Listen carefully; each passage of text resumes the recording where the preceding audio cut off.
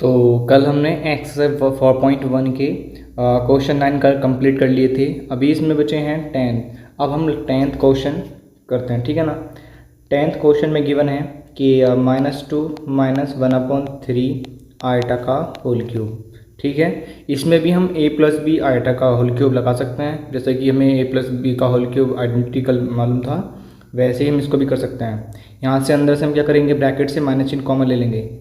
-1 common लेने पर cube इसके ऊपर भी रहेगा और ब्रैकेट में बचेगा 2 + 1/3 आयटा का होल क्यूब। अब यहाँ से a + b का होल क्यूब अप्लाई कर सकते हैं। -1 का होल क्यूब होता है -1 एंड ब्रैकेट में बचेगा a³ यानी कि 8 1/b³ 1/27 आयटा का क्यूब, और यहाँ से बचेगा +3a² यानी कि 4 into b 1/3 eta and +3a and b का स्क्वायर बोलो 1/9 आयटा का स्क्वायर। अब इसको सॉल्यूशन करते हैं। -1 यहाँ से बचा 8 + 1/27 आयटा, यहाँ से 3 से 3 कैंसिल कर देंगे। यहाँ से बचेगा +4 आयटा -3 3 से 9, यहाँ से बचेगा 2/3 इंटू आयटा के स्क्वायर की वैल्यू हम बार बार बता रहे हैं, वो होता है -1। यहाँ से -1 आ जाएगा। ओके, तो हमारे पास में ये बचा है माइनस। यहाँ से मैं क्या करता हूँ, नंबर्स को एक साथ रख लेते हैं। 2/3 एंड +1/27 आयटा एंड +4 आयटा। अब इसको सॉल्यूशन कर लेना है। यहाँ से आएगा, यहाँ से एलसीएम लेंगे 3 का, कितना हो जाएगा 24 - 2, यहाँ से हो कितना 24 - 2 22, यहाँ से बचेगा 3 और यहाँ से हो जाएगा कितना 108। जब इसका एलसीएम लेंगे 1 आयटा एंड +28 सॉरी 108, यहाँ से मल्टीप्लाई करना है 27 × 4 108 आयटा बन जाएगा एंड डिवाइड बाई 27। अब क्या बचा, ये बचा -22 डिवाइड 3 एंड +109 आयटा बाय 27, ठीक है ना। चाहो तो यहाँ से हम अंदर माइनस से मल्टीप्लाई भी कर सकते हैं।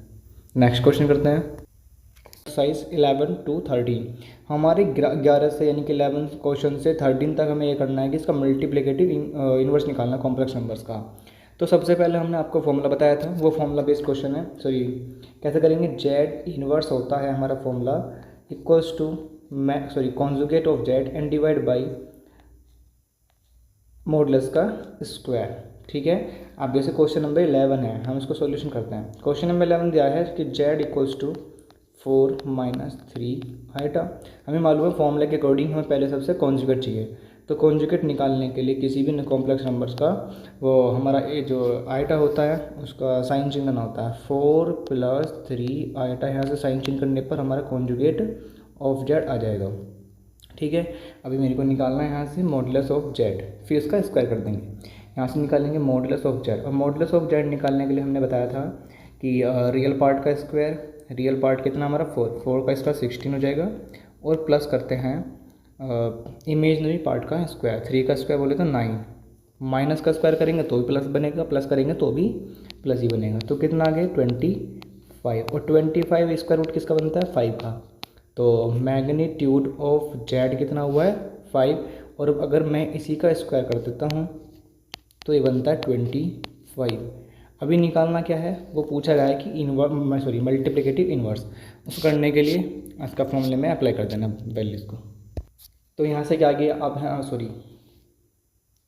तो यहाँ से हमारा कॉन्जुगेट ऑफ जेड कितना आया था, वो आया था 4 + 3 आयटा एंड। तो अभी हमने कॉन्जुगेट ऑफ जेड निकाला है, वो कितना आया 4 + 3 आयटा, और अभी हमने निकाला भी था कि मॉडुलस ऑफ जेड 5, ठीक है। अभी मालूम है कि मल्टीप्लिकेटिव इन्वर्स कैसे निकालते हैं, conjugate of Z and divide में मॉडुलस ऑफ जेड का स्क्वायर। जेड इन्वर्स यहाँ से हमारा कितना था 4 + 3 आयटा, वैल्यूज पुट कर देंगे, और मॉडुलस ऑफ जेड कितना 5, और 5 का इसका कितना आ जाएगा 25। चाहो तो इनको अलग अलग सेपरेट भी कर सकते हैं। 4/25 एंड +3/25 आइटा। ये हमारा आ चुका है multiplicative inverse of complex number. Okay, अब नेक्स्ट क्वेश्चन करते हैं। तो अब ऐसे ही क्वेश्चन नंबर 12 भी करना है। क्वेश्चन नंबर 12 में क्या गिवन है? क्वेश्चन नंबर 12 में दिया है कि जेड जो है वो √5 और +3 आइटा, ठीक है, सो ये 5 है। अब इसको सॉल्यूशन कैसे करना है? हमें मालूम है कि कॉन्जुगेट ऑफ जेड कैसे निकालते हैं। जो इमेजिनरी पार्ट है उसका साइन चेंज करने पर यहाँ से -3 आइटा ये कॉन्जुगेट हो जाएगा, और इसी का अगर मैं मॉडुलस निकालूंगा, मॉडुलस निकालने पर स्क्वायर रूट के अंदर रियल पार्ट का स्क्वायर करते हैं, कितना √5 का स्क्वायर करेंगे तो 5 आ जाएगा, एंड +3 का स्क्वायर करेंगे 9 आ जाएगा। यहाँ से मैग्नीट्यूड ऑफ जेड यानी कि मॉडुलस ऑफ जेड कितना आएगा, स्क्वायर रूट ऑफ 14। अब मुझे पता है कि मेरे को निकालना है multiplicative inverse, that is z conjugate divide में modulus of z square. Conjugate of z हमारा कितना है, वो है √5 square root of 5 -3 iota and divide by √14। इसको अलग अलग डिवाइड भी कर सकते हैं, √5 डिवाइड में √14 एंड +3 डिवाइड में √14 आइटा, ठीक है। ये हमारा जेड इनवर्स आ चुका है।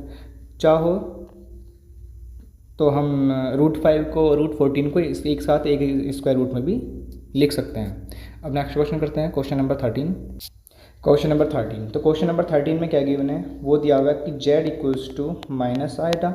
अब हमें मालूम है कि यहाँ से रियल पार्ट कितना है, 0 है, तो कॉन्जुगेट निकालने के लिए कितना करना पड़ेगा, जो हमारा इमेजिनरी पार्ट है उसका साइन चेंज, यहाँ माइनस है तो ये प्लस हो जाएगा आइटा, ठीक है।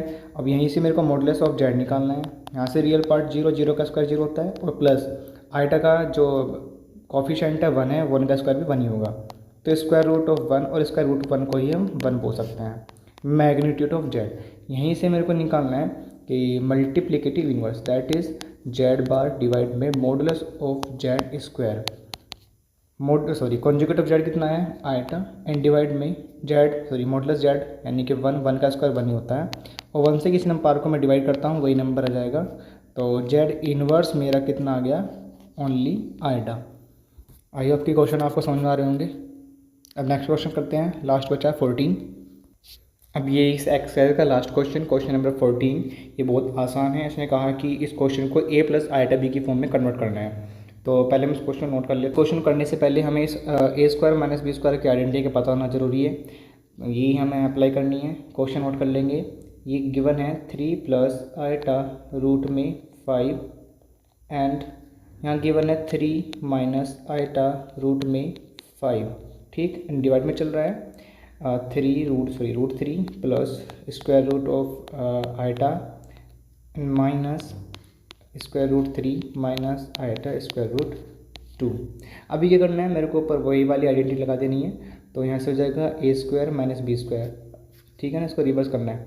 तो 3 का स्क्वायर एंड माइनस यहाँ से स्क्वायर रूट 5 आइटा का स्क्वायर एंड डिवाइड। मैं जो माइनस है उसके अंदर मैं मल्टीप्लाई करने वाला हूँ माइनस के साथ में, और ब्रैकेट को ओपन करने वाला हूँ। यहाँ से क्या होगा, √3 प्लस √2 आइटा। जब मैं यहाँ से इस ब्रैकेट में माइनस के अंदर मल्टीप्लाई करूँगा, यहाँ से √3 आइटा और माइनस माइनस प्लस बन जाएगा √2 आइटा। अब आपको दिख रहा होगा यहाँ से कि √3 से √3 कैंसिल आउट हो चुका है। अभी नेक्स्ट पेज चलते हैं। तो जो हमारा प्रीवियस पेज था वो उस पर हमारा इतना बचा हुआ था, क्योंकि एक सेकेंड, यहाँ से देखो, √3 का स्क्वायर माइनस √5 आइटा का स्क्वायर और डिवाइड में चाहे √2 आइटा प्लस √2 आइटा, दोनों ही ऐड हो जाएंगे। तो ऐड होने के बाद हमारी कंडीशन आएगी ये वाली। अब ये करना 3 का स्क्वायर 9 एंड माइनस √5 का स्क्वायर 5 हो जाएगा एंड आइटा का स्क्वायर हो जाएगा एंड डिवाइड में चलेगा 2 √2 इंटू में आइटा। अब ऊपर आप देख रहे होंगे 9 - 5 और आइटा स्क्वायर की वैल्यू -1 होती है, डिवाइड में 2 √2 इंटू में आइटा। यहाँ से कितना होगा 9 + 5 क्योंकि माइनस माइनस प्लस मल्टीप्लाई में है, और डिवाइड में 2 √2 आइटा। ऊपर क्या बना 14 डिवाइड में 2 √2 आइटा। कभी भी नीचे अगर डिनोमिनेटर में आइटा होता है तो उसको आइटा को कैंसिल आउट करने के लिए इसको रैशनलाइज कर देते हैं, आइटा से ही मल्टीप्लाई और आइटा से ही डिवाइड।